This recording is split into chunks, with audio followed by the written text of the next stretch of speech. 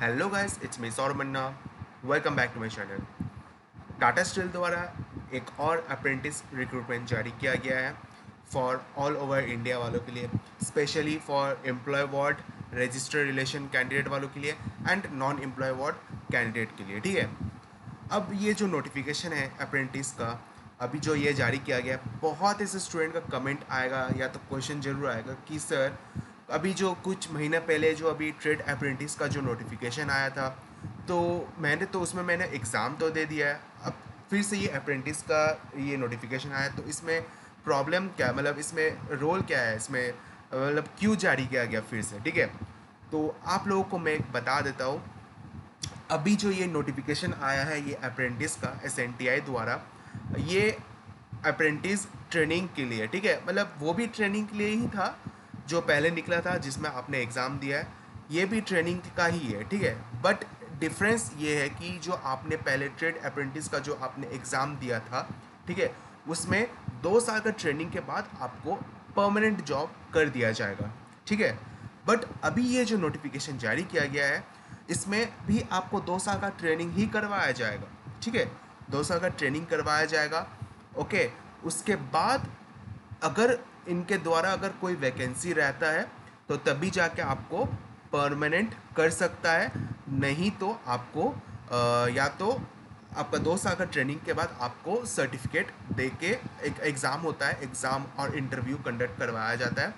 वो होने के बाद आपको एआईटीटी द्वारा एक सर्टिफिकेट दिया जाता है कि आपने यहाँ से 2 साल का अपने अप्रेंटिस ट्रेनिंग लिया है। ठीक है, और अगर आपके मन में ये भी क्वेश्चन आ रहा है कि सर इसमें अप्लाई करने के बाद अगर मैं 2 साल का ट्रेनिंग कर लेता हूँ, क्या मुझे परमानेंट जॉब दिया जाएगा कि या नहीं। देखिए, इसमें कोई 100% श्योरिटी नहीं है कि आपको परमानेंट जॉब मिलेगा या नहीं। अगर उनके पास अगर वैकेंसी रहता है तो तब जाकर आपको परमानेंट कर सकता है, नहीं तो नहीं करता है। ठीक है, तो आज के इस वीडियो में आपको सारा डिटेल्स में आपको बताऊंगा स्टेट वाइज। ठीक है, कि कौन कौन इसमें अप्लाई कर सकता है। सबसे पहले ये तो आपका ईडब्ल्यू जो कि एम्प्लॉय वार्ड रजिस्टर रिलेशन वालों के लिए ऑल ओवर इंडिया के लिए है। ठीक है, उसके बाद non employ ward Jharkhand state के लिए, उड़ीसा के लिए है, महाराष्ट्र के लिए है, पैन इंडिया के लिए है, और आईटीआई वालों के लिए भी है पैन इंडिया। ठीक है, बट एक कंडीशन है इसमें। अब वो कंडीशन ये है कि यहाँ पे जो स्टेट वाइज जो यहाँ पे मेंशन किया हुआ है, ठीक है, हर एक स्टेट वाइज का अपना अपना एक कंडीशन दिया हुआ है। ठीक है, तो मैं आपको एक एक करके पहले मैं आपको बताऊंगा। ठीक है, तो सबसे पहले मैं आपको ये पीडीएफ का मैं बता देता हूँ, ईडब्ल्यू और आरआर का। ठीक है, और ये सब क्लियर हो जाने के बाद मैं आपके लिए अलग से और एक वीडियो लाऊंगा रिगार्डिंग फॉर्म फिलअप को लेकर कि कैसे आपको फॉर्म फिलअप करना है स्टेप बाय स्टेप। ठीक है, अभी मैं आपको सारी चीज़ डिटेल्स में बता देता हूँ कि कैसे इसमें आप अप्लाई करोगे, कौन कौन अप्लाई कर सकता है, एलिजिबिलिटी क्राइटेरिया क्या क्या, एज क्राइटेरिया क्या क्या, सारा चीज़ मैं आपको बताऊँगा। ठीक है, तो देखिए, सबसे पहले मैं EWRR मतलब जो एम्प्लॉय वार्ड से बिलोंग करते हैं, है ना, जिनके पेरेंट्स वहाँ काम करते हैं, उनका बेटा बेटी या तो son in law, daughter in law, husband wife जो भी यहाँ काम करते हैं, ये उनके लिए। ठीक है, तो ये आपका नोटिफिकेशन आ चुका है यहाँ पे सबसे पहले। ठीक है, ये सब नोटिफिकेशन जो है आपको आपको लिंक प्रोवाइड कर दूंगा इस वीडियो का डिस्क्रिप्शन बॉक्स में, वहाँ से आप डाउनलोड कर सकते हो। ठीक है, अगर आप वो लिंक को ओपन करोगे तो कुछ ऐसा इंटरफेस आपको ओपन हो जाएगा। ठीक है, तो यहाँ पे हर एक पोस्ट का यहाँ पे दिया हुआ है। ठीक है, तो सबसे पहले नॉन एम्प्लॉय वार्ड का मैं बता देता हूँ।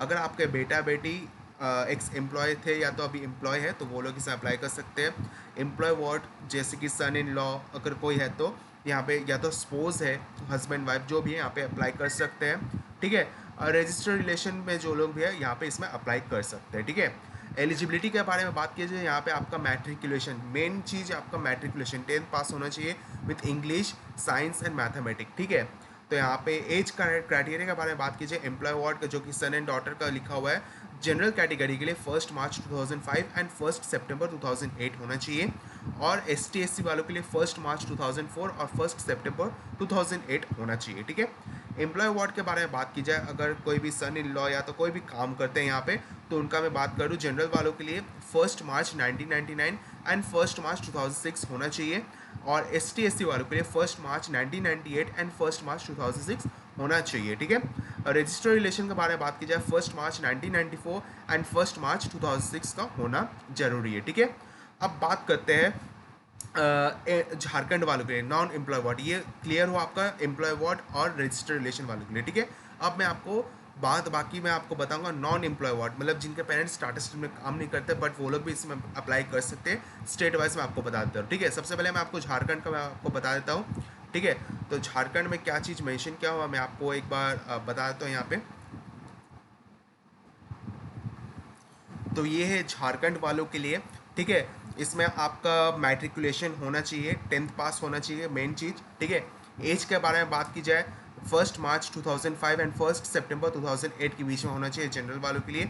ST/SC वालों के लिए 1 मार्च 2004 एंड 1 सितंबर 2008 तक होना चाहिए, ठीक है। अभी मैं आपको क्वालिफिकेशन एंड एज सब कुछ बता देता हूँ रिगार्डिंग स्टेट वाइज वालों के लिए, ठीक है। और ये जो है आप स्टेट जो झारखंड स्टेट से जो लोग बिलोंग करते हैं वो लोग इसमें अप्लाई कर सकते हैं, ठीक है। बाद बाकी जैसे कि फिजिकल फिटनेस हुआ, ट्रेनिंग स्टाइपेंड क्या क्या सब के लिए सब कॉमन रहेगा, मैं आपको वो आपको क्लियर कर दूंगा एक ही बार में, ठीक है। अभी मैं आपको हर स्टेट वाइज का अपना अपना बता देता हूँ, ठीक है। और अब बात करते हैं जो यहाँ से जो उड़ीसा से बिलोंग करते हैं उनका भी मेन चीज़ है 10th पास होना चाहिए। 1 मार्च 2005 एंड 1 सितंबर 2008 तक होना जरूरी है जनरल वालों के लिए। और ST/SC वालों के लिए 1 मार्च 2004 एंड 1 सितंबर 2008 होना जरूरी है उड़ीसा वालों के लिए, ठीक है। और महाराष्ट्र का भी सेम चीज़ यहाँ पर लिखा हुआ 10th पास होना चाहिए, 1 मार्च 2005 एंड 1 सितंबर 2008 तक होना चाहिए जनरल वालों के लिए। ST/SC वालों के लिए 1 मार्च 2004 एंड 1 सितंबर 2008 होना चाहिए, ठीक है। अब बात करते हैं जो पैन इंडिया, ठीक है, जो पैन इंडिया से बिलोंग करते हैं कोई पैन इंडिया, तो इसमें अप्लाई कर सकते हैं बट एक कंडीशन जो कि मैंने आपको बताया कि हाँ एक कंडीशन है पैन इंडिया वालों के लिए। अब वो ये कंडीशन ये है कि आप कहीं से भी बिलोंग करते हो, आप कोई भी स्टेट से बिलोंग करते हो बट आपके पास यूपी और पंजाब स्टेट में जो भी स्कूल्स से आपने 10th कंप्लीट किया है सिर्फ वही लोग इसमें अप्लाई कर सकते हैं, ठीक है। ये चीज़ ध्यान में रखिए, भले यहाँ पे लिखा हुआ पैन इंडिया, ठीक है, ये जो नोटिफिकेशन जो यहाँ पे मेंशन किया हुआ है पैन इंडिया वालों के लिए नॉन एम्प्लॉय वार्ड, भले यहाँ पे पैन इंडिया लिखा हुआ है बट आपका जो मैट्रिकुलेशन है वो आपका यूपी का कोई भी स्कूल से जहाँ से आपने 10th किया है वही लोग इसमें अप्लाई कर पाएंगे। या तो पंजाब से अगर कोई किसी ने अगर आपने मैट्रिकुलेशन कंप्लीट किया है तो वो लोग इसमें अप्लाई कर सकेंगे, ठीक है। अब बहुत ऐसे स्टूडेंट को ये भी क्वेश्चन आएगा कि जैसे कि जो वेस्ट बंगाल से बिलोंग करते हैं, अब वो लोग भी बोलेंगे सर मैं तो वेस्ट बंगाल से बिलोंग करता हूँ, क्या मैं इसमें अप्लाई कर सकता हूँ? जी नहीं। अगर आप वेस्ट बंगाल से बिलोंग करते हैं बट आपने यूपी या तो पंजाब से आपने स्टेट से आपने मैट्रिकुलेशन नहीं किया है तो आप इसके लिए एलिजिबल नहीं हो, ठीक है। अगर बहुत ऐसे स्टूडेंट ये भी क्वेश्चन करेंगे कि सर मैं साउथ से बिलोंग करता हूँ बट और उसमें मैं अप्लाई कर सकता हूँ या कर सकती हूँ कि नहीं? जी नहीं, आप अप्लाई नहीं कर पाओगे क्योंकि आपका जो मैट्रिकुलेशन वो यूपी या तो पंजाब स्टेट का कोई भी स्कूल से होना जरूरी है, ठीक है। पैन इंडिया भले यहाँ पे लिखा हो लेकिन यहाँ पे स्कूल आपका यूपी या तो पंजाब स्टेट का आपका मैट्रिकुलेशन होना जरूरी है, ठीक है। अब बात करते हैं ITI वालों के लिए, ये भी ITI वालों के लिए है, ठीक है। एज देखिए यहाँ पे ITI वालों के लिए यहाँ पे सिंपली बता दिया गया है जिन्होंने अपना स्टेट पंजाब से अपने 10th अपने ITI किया है, यहाँ पे लिखा हो preference will be given to candidates who have done ITI from local institute in the state of Punjab, जिन्होंने पंजाब स्टेट से सिर्फ और सिर्फ ITI किया है, ठीक है, 10th के बाद, तो वो लोग इसमें एलिजिबल है, ठीक है। क्वालिफिकेशंस भी दिया हुआ है ITI pass out candidate with fitter mechanical और इलेक्ट्रिशियन ट्रेड, ठीक है, ओके। और यहाँ पे एज क्राइटेरिया भी यहाँ पे लिखा हुआ 1 मार्च 2003 एंड 1 मार्च 2007 को होना चाहिए जनरल वालों के लिए। ST/SC वालों के लिए 1 मार्च 2002 एंड 1 मार्च 2007 होना जरूरी है, ठीक है। तो ये आपका दो क्लियर हो चुका, जैसे या non employ ward pan India and non employ ward pan India ITI वालों के लिए आपका दोनों क्लियर हो चुका है। झारखंड में जो लोग झारखंड से बिलोंग करते हैं, अगर आपने 10th अगर आपने झारखंड से किया तो इसमें आप एलिजिबल हो।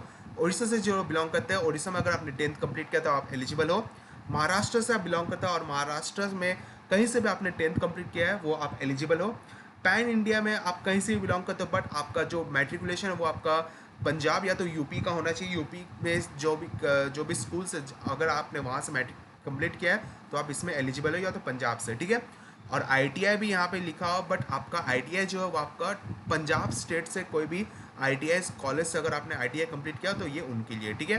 तो ये आपका क्लियर हो चुका है। बात करते हैं जो आपका ये होगा फिजिकल फिटनेस के बारे में बात की जाए, है ना। तो यहाँ पे हाइट 152 सेंटीमीटर होना चाहिए, एक्सपेंशन ऑफ चेस्ट 5 सेंटीमीटर होना चाहिए, आई साइट वगैरह सब कुछ यहाँ पे मेंशन किया हुआ है, ठीक है। और यहाँ पे आपको मैं बता दूँ stipend training and employment details, यहाँ पे जो मैं आपको बता दूँ, यहाँ पे आपको अप्रेंटिस ट्रेनिंग करवाया जाएगा SNTI में, ठीक है। आपको अप्रेंटिस द्वारा आपको स्टाइपेंड भी मिलने वाला, 2 साल का ट्रेनिंग प्रोसेस होगा इसमें, ठीक है। और आपको उसके बेसिस पे आपको स्टाइपेंड भी मिलने वाला है। स्टाइपेंड इन केस 9,000 तक आपको यहाँ पे स्टाइपेंड मिल सकता है, ठीक है। 9,000 या तो 7,000 तक आपको यहाँ पे स्टाइपेंड मिलने वाला है, ठीक है। और यहाँ पे सिलेक्शन प्रोसेस के बारे में बात की जाए, आपका सबसे पहले फॉर्म फिलअप वगैरह सब कुछ हो जाएगा, फिर आपका एक एग्ज़ाम होगा, एग्ज़ाम ऑनलाइन एग्ज़ाम होगा। एग्ज़ाम हो जाने के बाद आपका इंटरव्यू मेडिकल सारा चीज़ क्लियर होगा, उसके बाद ही आपको ट्रेनिंग के लिए रखा जाएगा, ठीक है। 2 साल का अप्रेंटिस ट्रेनिंग है, ठीक है। और आपका ये सब होगा, आपका ट्रेनिंग वगैरह होगा, ठीक है।